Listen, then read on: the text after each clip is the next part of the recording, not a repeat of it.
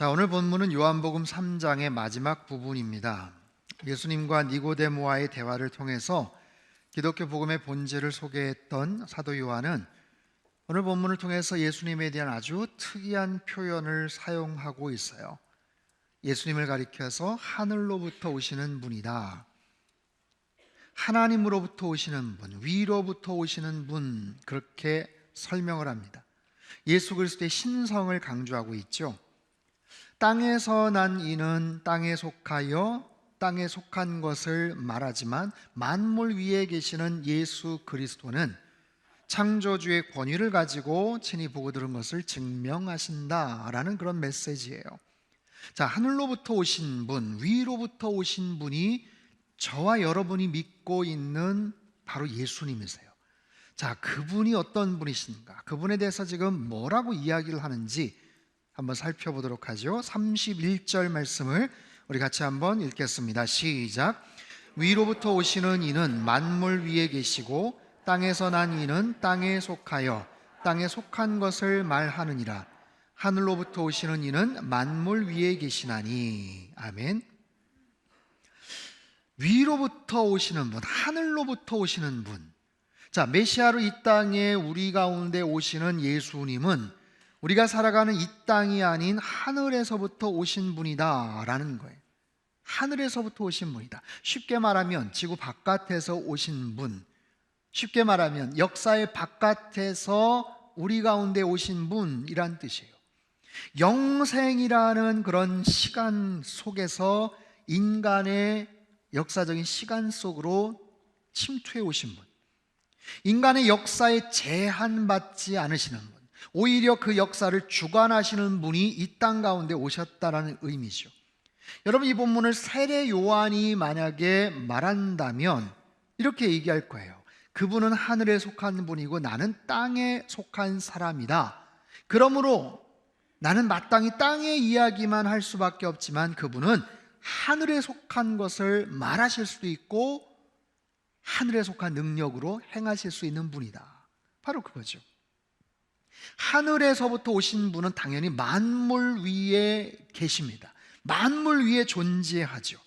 여러분, 만물 위에 계시다는 것, 모든 세상의 모든 사람들, 인간의 모든 역사, 세상의 모든 권세 위에 존재하시고 계시다는 의미예요.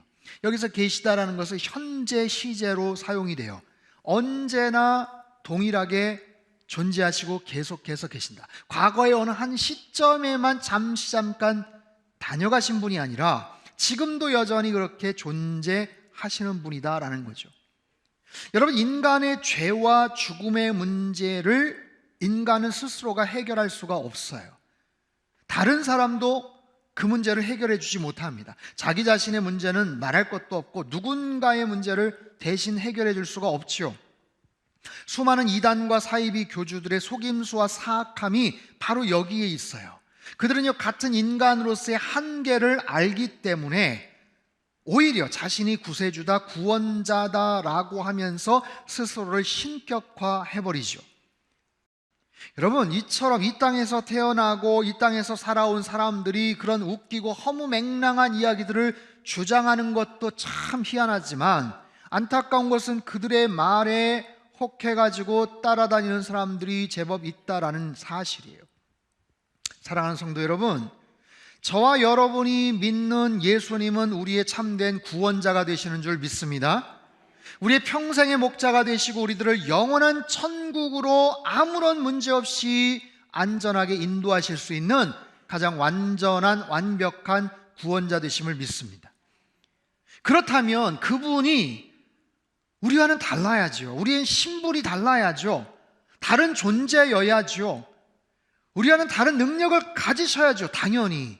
그리고 다른 차원의 세상에서 구별된 모습으로 이 땅에 오셔야만 하죠. 여러분, 그분이 만물 위에 계시다는 것은 모든 만물을 초월해서 존재하신다는 사실이에요. 모든 만물에 이치가 있어요. 원리가 있어요. 이 세상이 돌아가는 여러 가지 그런 구조적인 시스템들이 있는데, 즉 인간의 생사화복과 생로병사의 모든 자연스러운 흐름들이 있는데 그것과는 별개요. 그것을 초월해서 역사하시는, 그 만물을 주관하고 다스리시고 감당하실 수 있는 그런 존재다라고 말씀을 하는 거예요. 저와 여러분이 믿고 구원자로 믿고 고백하는 분이 바로 살아계신 하나님의 아들 예수 그리스도이시죠. 그분이 만물 위에 계시고 하늘에서 오신 분, 어떤 인간도 해결할 수 없었던 인생의 궁극적인 실존적인 문제들, 죄와 죽음의 문제를 온전히 완벽하게 해결해 주실 수 있는 우리의 구원자 되시고 절대적인 진리가 되시는 줄로 믿습니다. 여러분, 우리가 그런 분을 믿고 섬기고 찬양하고 예배하고 있다는 사실에 여러분 감사하시고 찬양하시기를 바랍니다. 하늘로부터 오시는 분, 그분은 누구인가? 32절부터 34절까지 말씀을 우리 같이 한번 읽습니다. 시작. 그가 친히 보고 들은 것을 증언하되 그의 증언을 받는 자가 없도다. 그의 증언을 받는 자는 하나님이 참되시다는 것을 인쳤느니라. 하나님이 보내신 이는 하나님의 말씀을 하나니 이는 하나님이 성령을 한량없이 주심이니라. 아멘. 하나님의 말씀과 성령을 가지신 분이에요. 여러분 32절에 33절은 이렇게 몇 번을 읽어도 사실 잘 이해가 되지 않는 부분이 좀 있어요. 그래서 다른 번역본을 제가 찾아보다가 유진 피터슨 목사님이 번역한 메시지 바이블이 제일 설명을 잘 하고 있어요. 제가 한번 읽어볼게요. 그분은 하늘에서 직접 보고 들은 것을 증거로 제시하신다. 하지만 아무도 그 같은 사실에 관심을 두지 않는다. 그러나 그 증거를 면밀히 살펴보는 사람은 하나님이 곧 진리라는 사실에 자기 목숨을 걸게 된다. 자, 하늘에서 오신 분이기 때문에 마땅히 하늘에서 직접 보고 들은 것을 우리에게 말씀하시죠. 근데 사람들이 믿지를 못하는 거예요. 이게 감당이 안 되는 거예요. 이해가 안 되고 받아들이기가 너무 어려운 거예요. 하지만 그것을 잘 살펴보는 사람은, 마음을 활짝 열고 그 말씀을 믿고 영접하고 받아들이는 사람은 자기 자신의 인생이 바뀐다. 목숨을 걸게 된다. 삶의 방향과 목표, 목적이 바뀌게 된다. 바로 그런 뜻이에요.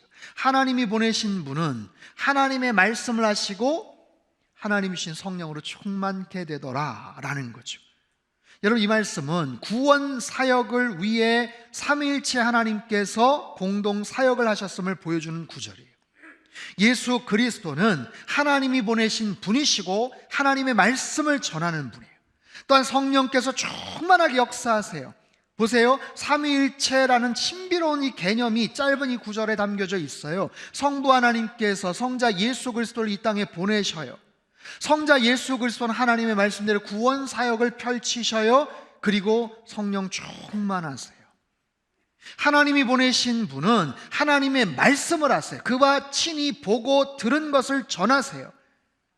여러분, 하나님의 그 놀라운 진리와 엄청난 사실들은 이 땅에서 어떤 인간도 사실은 감당하기가 어려운, 그리고 파악할 수가 없는 바로 그런 주제들입니다.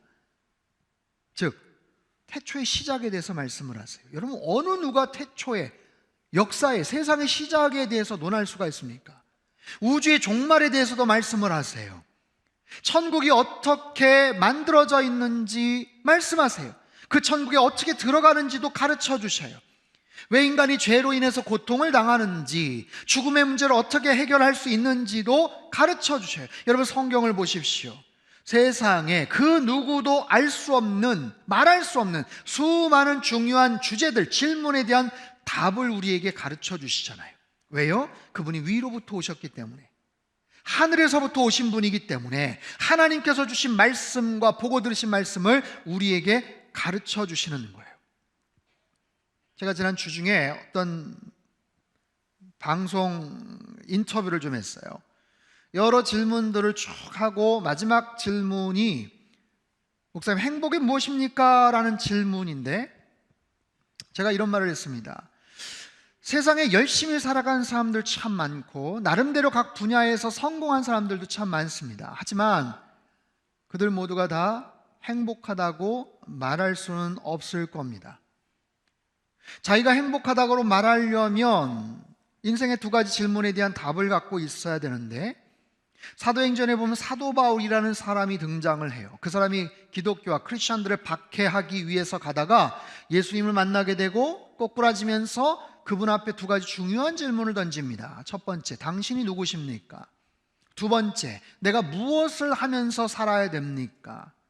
인간은 내가 누구인지를 알아야 행복해집니다.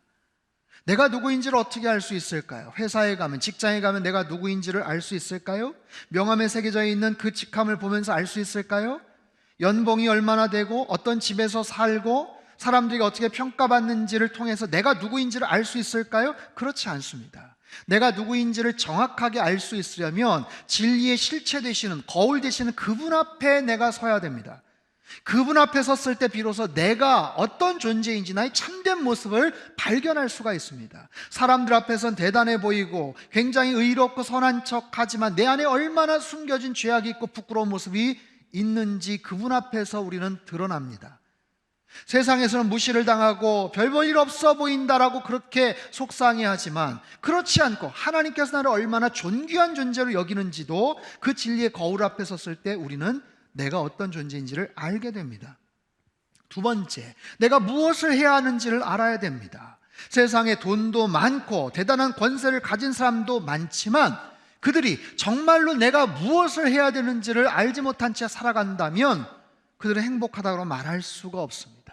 우린 예수님을 통해서만이 이런 중요한 질문에 대한 답을 얻습니다. 말씀을 통해서 알게 됩니다. 아무리 코로나 시국이지만 이 상황 속에서 내가 누구인지, 내가 무엇을 해야 살아야 되는지를 아는 사람은 행복한 사람이고 그 사람은 하나님께서 기뻐하시고 원하시는 인생을 살아갈 수가 있습니다. 제가 이렇게 대답했어요. 잘했죠? 표정들이 좀 이렇게 힘들어해 보였어요. 여러분, 그렇습니다. 우리 인생에 대한 중요한 답을 우리는 성경 말씀을 통해서 배워요. 위로부터 오셨던 그 예수님을 통해서 알게 됩니다.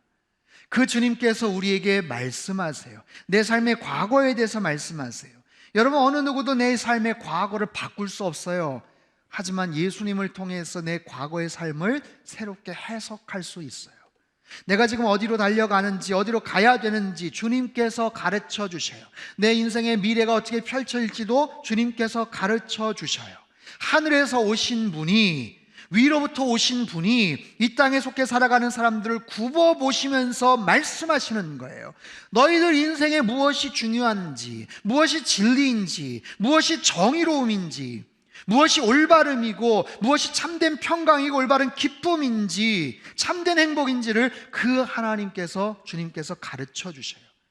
우리의 삶에 대해서, 역사에 대해서, 시간에 대해서, 인생의 종말에 대해서, 창조에 대해서, 이 수많은 것들에 대해서 그 하나님께서, 위로부터 보신 그 주님께서 우리에게 알려주셔요. 여러분, 기독교는 말씀의 종교입니다. 여러분, 하나님의 말씀을 늘 가까이 하며 살아가시기를 바랍니다. 지금 40주 성경 통독도 지금 진행이 되고 온라인 말씀 묵상도 지금 계속해서 지금 이루어지고 있어요. 여러분, 유튜브나 인터넷, SNS를 통해서 수없이 많은 정보들이 우리에게 쏟아져 들어옵니다. 그 중에는 물론 꼭 알아야 되고 중요한 정보들도 있지만 사실 꽤 많은 부분들은 우리가 몰라도 되는 거예요. 굳이 알지 않아도 될 만한 것들이 여러 가지 관심을 끌면서 우리에게 쏟아져 들어와요. 그런 속에서 내 중심을 지키려면, 내 삶의 올바른 방향을 향해 나가려면 하나님의 말씀으로 무장하셔야 돼요. 여러분, 하나님의 말씀을 통해서 성령 충만하며 말씀 따라 살아가는 하나님의 거룩한 백성들 다 되시기를 주님의 이름으로 축복합니다. 자, 하늘로부터 오시는 분, 그분은 누구신가? 35절, 36절 말씀을 우리 같이 한번 읽겠습니다. 시작. 아버지께서 아들을 사랑하사 만물을 다 그의 손에 주셨으니 아들을 믿는 자에게는 영생이 있고 아들에게 순종하지 아니하는 자는 영생을 보지 못하고 도리어 하나님의 진노가 그 위에 머물러 있느니라. 아멘. 하나님께서 만물을 다 그의 손에 맡겨주셔요. 영원한 생명으로 갈 수 있는, 그리고 하나님의 진노에 머물 수도 있는 그런 중요한 선택을 그분을 통해서 하신다라는 거예요. 여러분, 예수를 믿고 우리가 영생을 얻느냐, 아니면 불순종 가운데서 하나님의 진노 가운데 머무느냐, 양자택일입니다. 중간지대는 없어요. 아들을 믿는 자는 영생, 아들에게 순종치 않는 자는 하나님의 진노.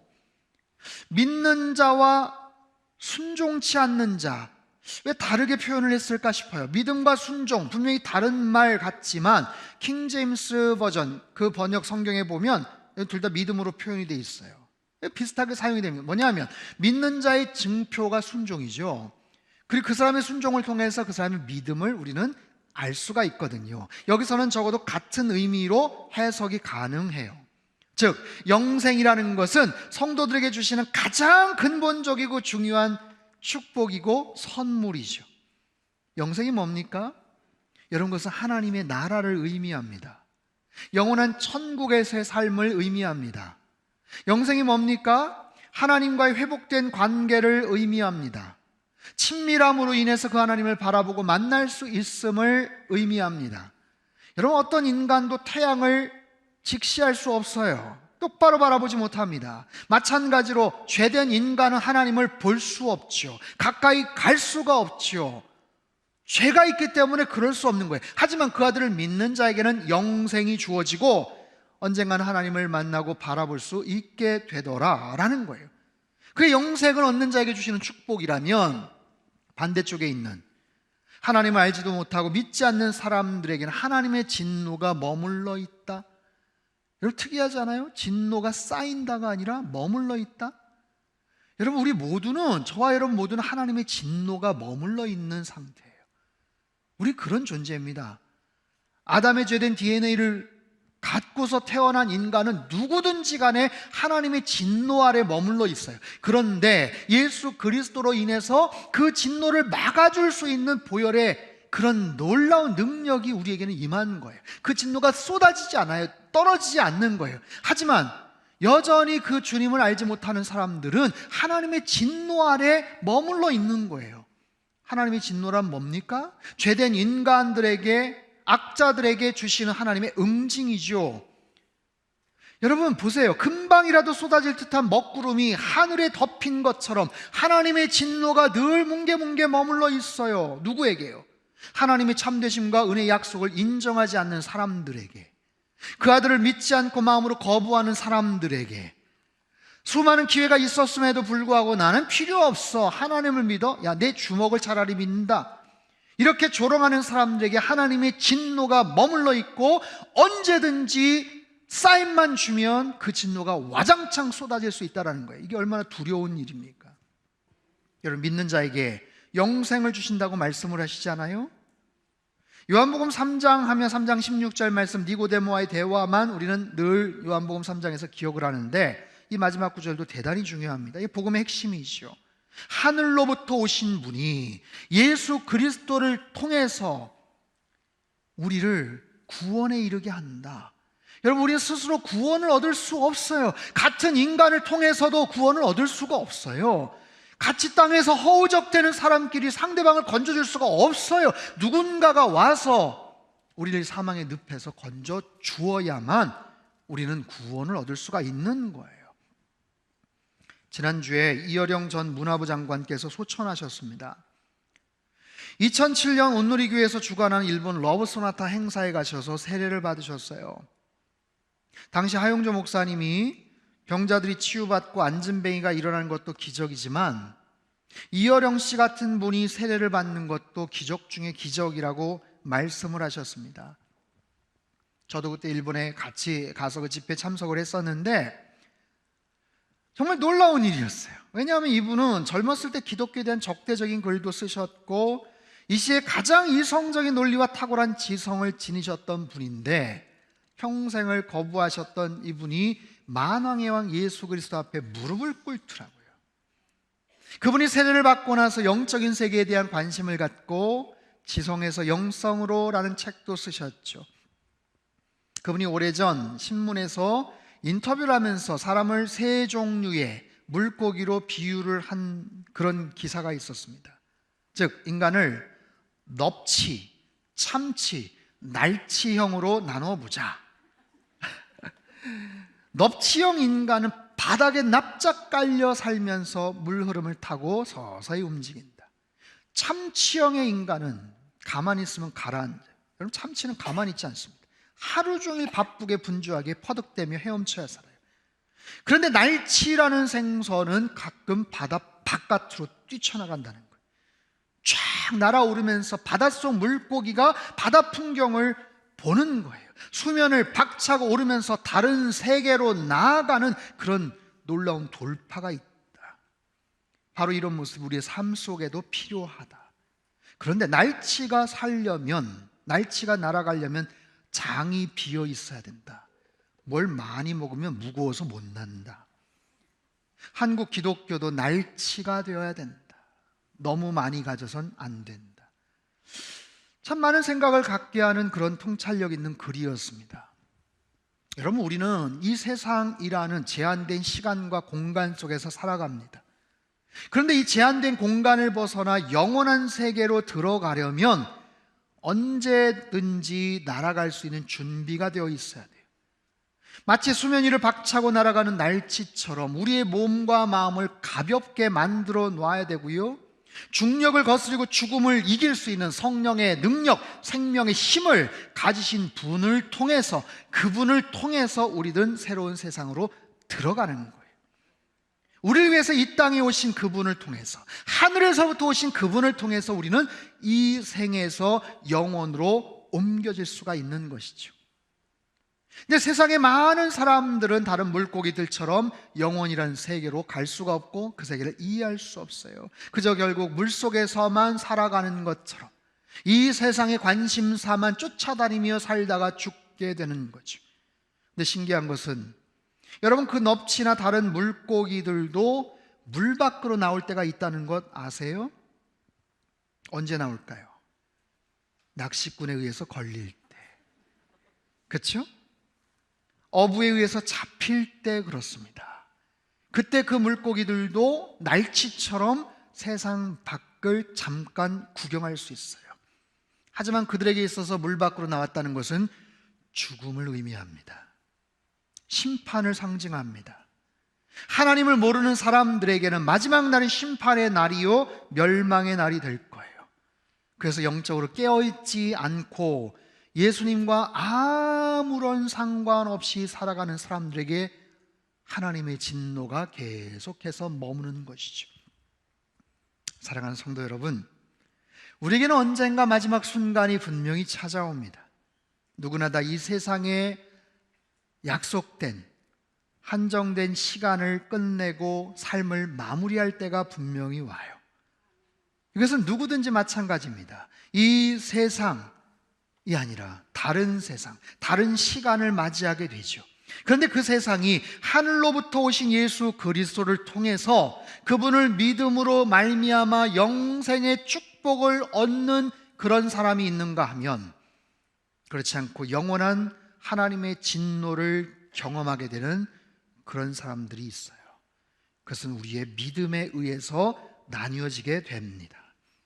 우리를 구원하신 그분, 메시아 예수 그리스도, 하늘로부터 오신 그분, 위로부터 오신 예수 그리스도, 만물 위에 계시고 하나님의 말씀과 성령을 소유하시며 우리의 영생을 선물로 주실 수 있는 그분 안에서 여러분 참된 믿음과 하늘의 평강을 날마다 누리며 살아가시기를 주님의 이름으로 축원합니다. 예수님만이 우리의 참된 구원자 되시고 영원한 소망임을 깨닫고 고백하시며 아직도 이 사실을 알지 못하고 아직도 이 사실 앞에 무릎 꿇지 않는 사람들을 긍휼히 여기며 그들에게 이 생명의 복음을 전하시는 저와 여러분의 삶이 되시기를 주님의 이름으로 축복합니다.